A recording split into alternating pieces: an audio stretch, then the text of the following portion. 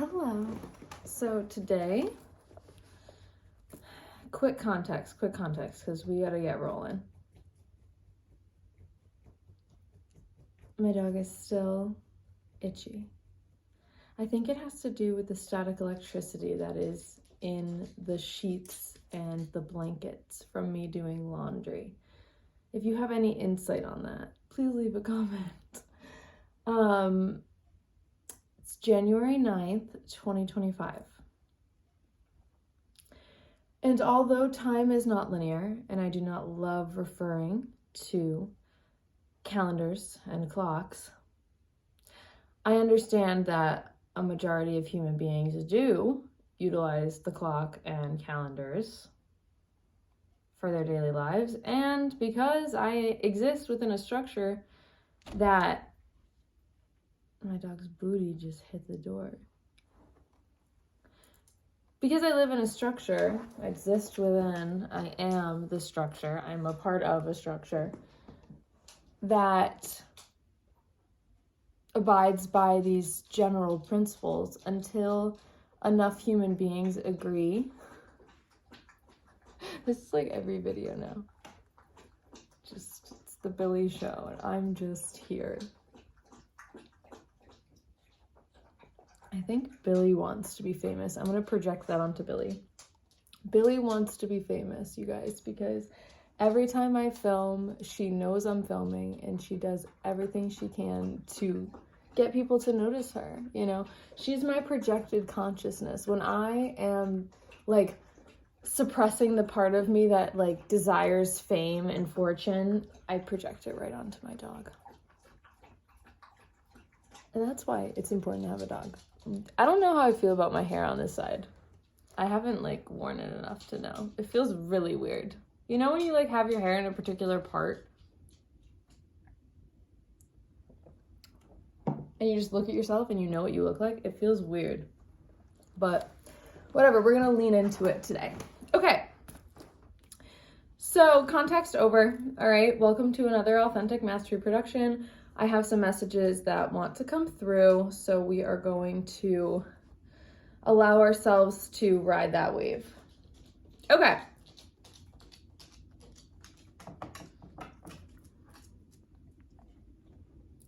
I don't know how I feel about the hair, dude. This isn't on the docket, but it's important. Like, I don't know, this eye is always able to see. It feels like so voluminous on this side, you know, because it's just how I see myself. Okay, so today we are going to assess whether or not we identify as walk-ons and what it means to be a walk-on, what it means to walk on, the associations that we have in our minds about what that means, and the proposition of a community that may or may not already exist of human beings who identify with this concept. So we are going to see if there are things that resonate while we explore the concept of walk-on. So I want us all to take a moment here to center and ground and take a deep breath.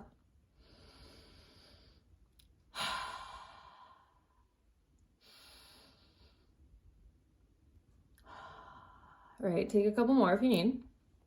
We're going to ask ourselves, walk on. Walk on. Walk on. Walk on. What are we getting from these words? What are we getting from these words? Let's write them down.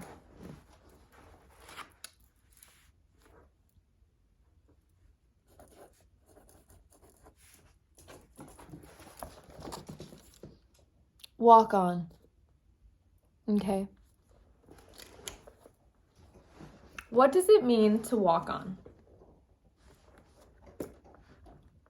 Billy with the bone.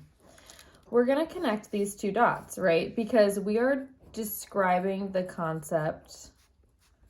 I'm going to put it in a hyphen. We are describing this concept, walk on, with quotes. Y'all.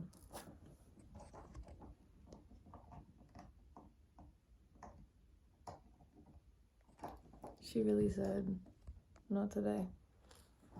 Okay. Now, walk on can have two different meanings. So we're taking two separate words, walk and on, and we're making it a concept, walk on. Now, when we have walk on, we have a couple of different options here. So it could mean just walked on. Just walked on. So this would be like sports. This would be like theater. This would be like physical movement. Right. Walk on. I walked onto the team. Right. Team oriented over here.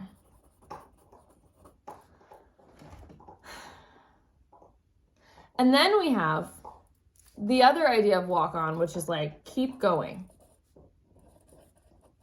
Right. Now, some would argue, I feel like, that just keep going, like walk on, wouldn't be written like this. So we're not going to talk about that today. Today we are going to explore this community of people right here, walk-ons. So how many of you resonate with the idea of being a walk-on in some way or shape or form in your life? Raise your hand. Okay, so let's explore this.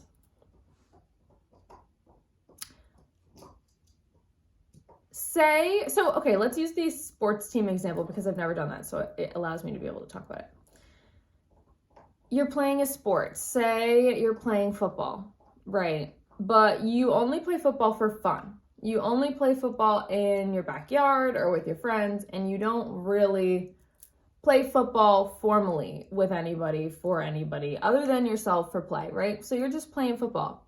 And what do you know? You're really, really, really, really, really, really gifted and talented. But you didn't really care about that, nor did you even really think about it because, you know what, you were just playing for fun. You were just playing the game, right? And then one day, you are allowed to walk on to a team, right? A team that already exists. Now you have structures, now you have rules, now you have players, now you have, not that those didn't exist for fun, but it's in a different context, right? So now you're existing in a different context. Billy? Now you're existing in a different context. So what was once done for fun, for play, you weren't aware of your gifts in comparison to anybody else, you just were having fun. Maybe some of your friends told you were great at it. And then you enter a team environment, you enter a competitive environment, you enter a different structure. And now you get called, oh, you're the walk-on. Oh, you're the walk-on. Oh, you're the walk-on. Oh my God, right?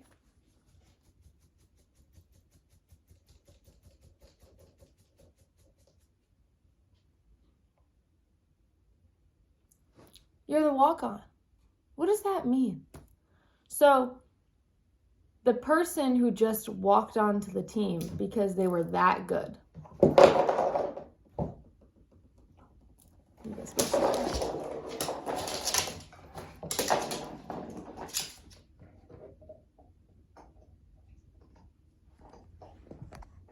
So cute.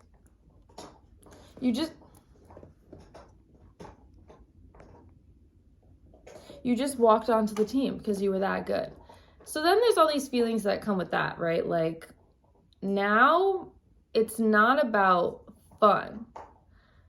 Now it's about doing a good job, scoring points for the team, blah, blah, blah, blah, blah, competitive stuff, right? That's not really fun. So what happens when you just want to have fun? What happens when you just want to have fun? You know, why must we as human beings, whatever that means, why must we delay our fun? Because there was a time in our lives where fun was the priority. And we, as human beings, had the priority of fun as kids. And then it was our parents or some external structure that imposed order on us. we were like, let's play, right? And when we're not playing, we're in school. But if we're not in school and we're not doing these other things that people are telling us to do, we're playing, motherfucker. We're playing or we're napping. And that's how it should be. We're either playing or we're napping. That's how life should be. And I'm thinking about this concept in terms of sports now, but in general, it's like we should be having fun in our lives. Like, this is the fun thing about the new consciousness, right? Let's explore that for a second. The fun thing about the new consciousness is that we understand the idea that life should be fun. And this is only made possible by transcending the energy of victimhood or of fear or of scarcity or of survival, right? There was, I imagine, a time where all of those things were in focus. But they did not necessarily know that they were in focus because they did not know anything else. We now have access to way more information than human beings of the past, right? So, in this physical form, which is just absolutely bonkers, like, this is absolutely bonkers. When you really think about it, like, go watch my last video if you aren't familiar with how it feels to be, in space. But being a human being is a unique experience. You got to admit that. Like, we are just little ants on a spinning, rotating ball, flying around another spinning, rotating ball of fire, mind you, while it is in deep black space for infinity. But there's wormholes and black holes and asteroids and other things, and maybe there's aliens, and that's all in a Milky Way in a galaxy, and the galaxy is spinning through black space-time. And, the galaxy looks a lot like particles, and the sun looks a lot like a neutron, and, a lot of these things are, like, really looking similar, and it looks like we're all just kind of talking about and doing the same shit, but calling it something else, and, like, it's really interesting, right? There was a time where human beings believed that the sun rotated around us, and that we were the center of the world. There was a time when that existed. And now it's like, oh, how silly of those dumb idiots, right? But what if that's all they needed to know? They didn't need to know all of this. This is what I'm saying. They didn't have as much information as we did. What were they doing with their time? What was time to them? There was a time when time did not exist. You understand that, right? There was a time when time does not exist. There was a time where time did not exist. What do I mean by that? Great question. Time is a construct, a concept, much like walk on, right? We understand the tenets of this word, the words walk and on, much like time is made up of, space. A walk-on has elements of walking on. Time has elements of timing.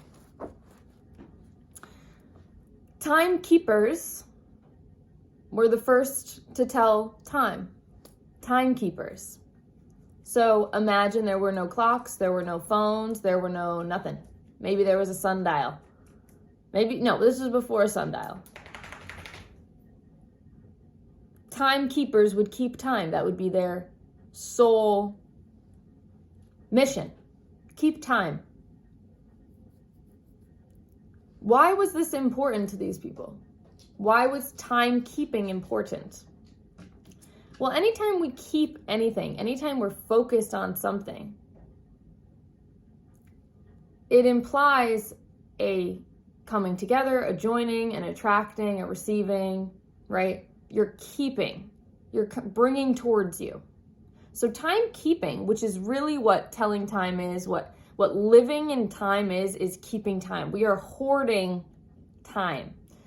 So much of our mind space is enveloped in time. What time are we going to be there? What time does it end? How long is it going to be? How many minutes is it?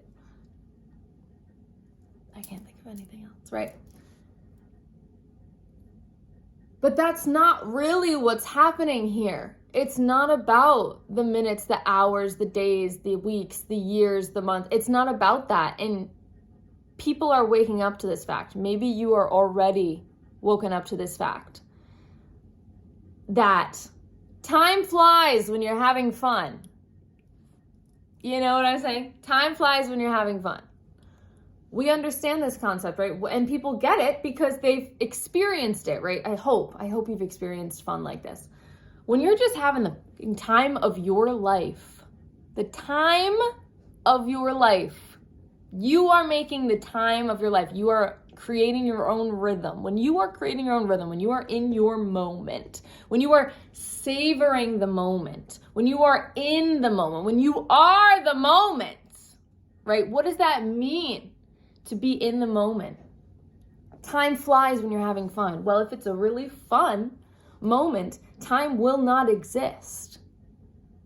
Time will not exist. You will not even know that time is a thing. When you're in the moment, something that's 2 minutes could seem an hour, and something that's an hour could seem 2 minutes.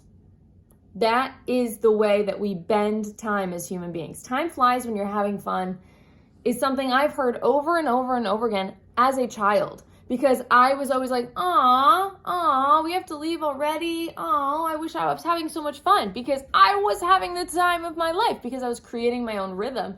And everybody else, like I said, was just structuring my life. They were just putting structures around me that said, hey, you have to be here at this time. You can do whatever you want for this time. And then we're going to go do all these things. And you know what? I took advantage of that time that I had. I really, really did. I really took advantage of that time. You know what I did? I made it stretch. I made it stretch by using my imagination, right? And having fun and playing. And that's what life is about. So now when I'm alone, I'm doing this now, because all I'm doing is using my imagination and imagining and having ideas and talking and inviting in new concepts and letting go of old concepts. And I'm allowing myself to do that all in the sake of good fun.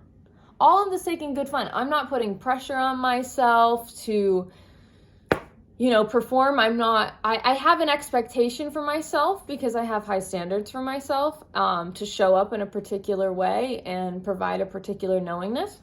Okay. All right. Okay. I know I said get your papers and your pens, but I have a dog now, so. All right, are you okay? Something's wrong with the dog. I'm gonna say that, because she's so cute though. She is so itchy, and I think it's because I started using a new detergent or something, and I washed all of her blankets, or she's like allergic to something, or it's just dry air. Okay, anyway, this is what I'm describing, the idea of having fun just to have fun, the idea of everything that you do before you become the walk-on of the team. You know what I'm saying? Like, when you're doing something for fun because you're wild and free without structure, it's 10 times more fun, I think, maybe. I guess it doesn't have to be, I don't know. I feel like it's 10 times more fun than when it becomes a structured thing. But what it becomes in this structured thing is it allows for, right? So now if you were just playing in your backyard and you ended up being really, really good, and then you walked onto the team, right? You walked onto the team and you're amazing. Now the whole team becomes amazing because you're so amazing. And now the community comes together to like see the team play, and then the team affects other teams, right? So it's like one person, one walk-on can really make a difference in people's lives and a whole team's life, right? So now you can apply this metaphor to really anything else. I mean, to theater, to, what else did I write down? Physical movement, whatever that means. Physics, probably, right? So there was a time, there was a moment, there was a place, there was a time, there was a moment, I'm not sure what to call it, honestly. It's still ever evolving within my cells, my current selves. Basically, I uncovered this concept known as the walk-on, right? And if you have no idea what this concept is and you're curious about it, you could hear Dolores Cannon talk about it in her exploration of time-space.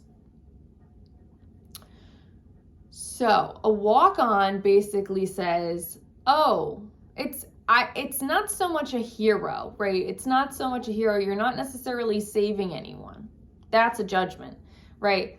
But you were chosen. Maybe you identify as a chosen one, right? In the same way a walk-on was chosen by the coach to be on the team, right? Or somebody made a choice to be on the team. Two parties had to agree to be on the team, right? The coach had to want them on the team, and you have to agree to be on the team. And that's what, boom, now you're a walk-on, right?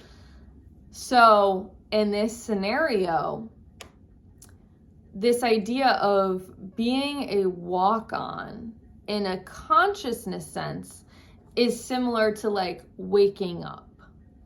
It's like being asleep and then needing assistance from higher consciousness to wake you up, right?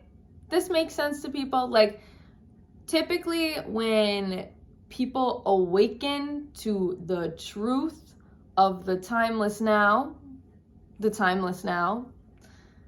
when people awaken to that truth and they become aware of that truth,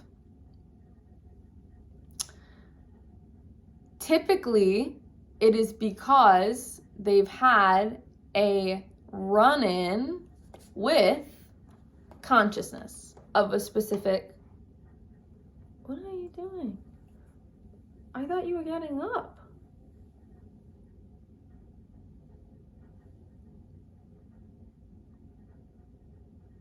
You have a run-in with higher consciousness. There are a few ways to have a run-in with higher consciousness. Meditation, plant medicine of all sorts, water, a near-death experience, a collective effervescent experience. This is very Lion King of her.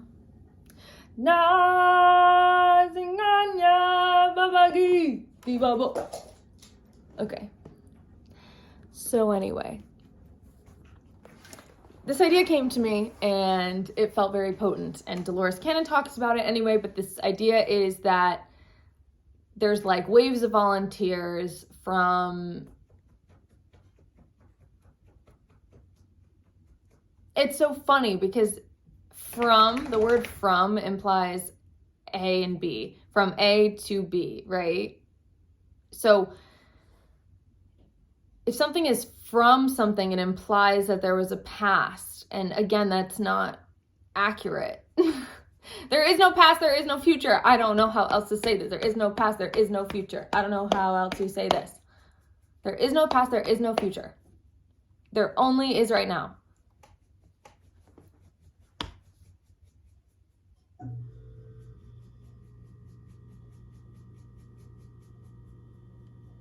I hope my dog's gonna be okay.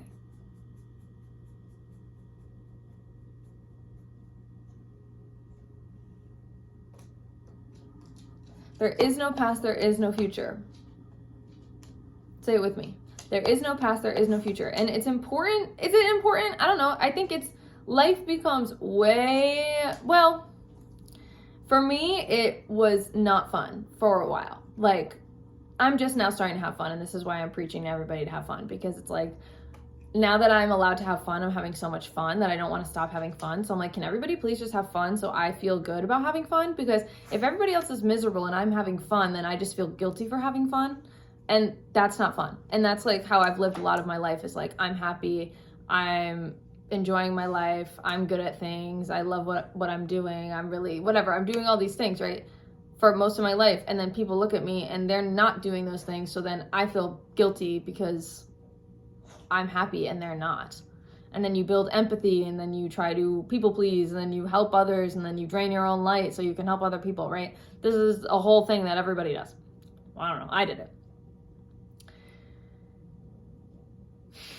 Tough stuff, right? And so that wasn't fun necessarily. Like, I didn't really call that fun. But ultimately now it's like, okay, I just kind of want to have fun. And then I look around me and there's a lot of people who aren't having fun. And that could be literally anything. Like, I'm really creating a duality here, not fun or fun. And it's like, we should be allowed in our lives, and we should give ourselves permission to not do things that aren't fun. And I know we have this belief that, like, well, I have to work, or blah, blah, blah, blah, blah, or I have to make money, blah, blah, blah. It's like, okay, then do it in a way that's fun. Like, if you don't like your job, then do your job in a way that's fun for you. Make it fun for you. Like, just make things fun for yourself. Find a way to make things fun for yourself. Trust that fun is meant for you.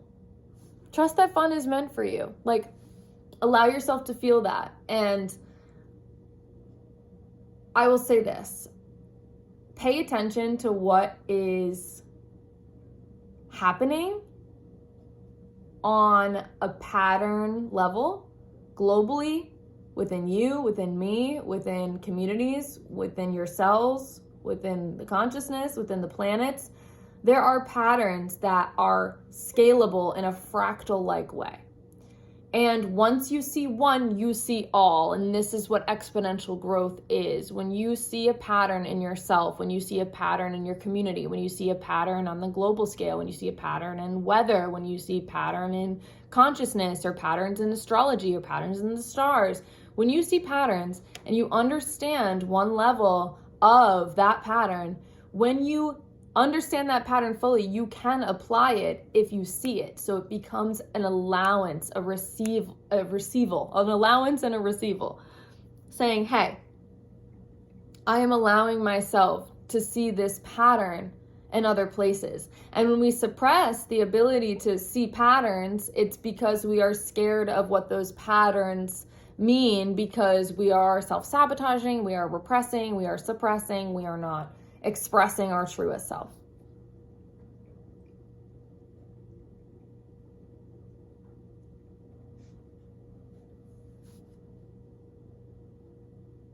And that's why I want to have fun.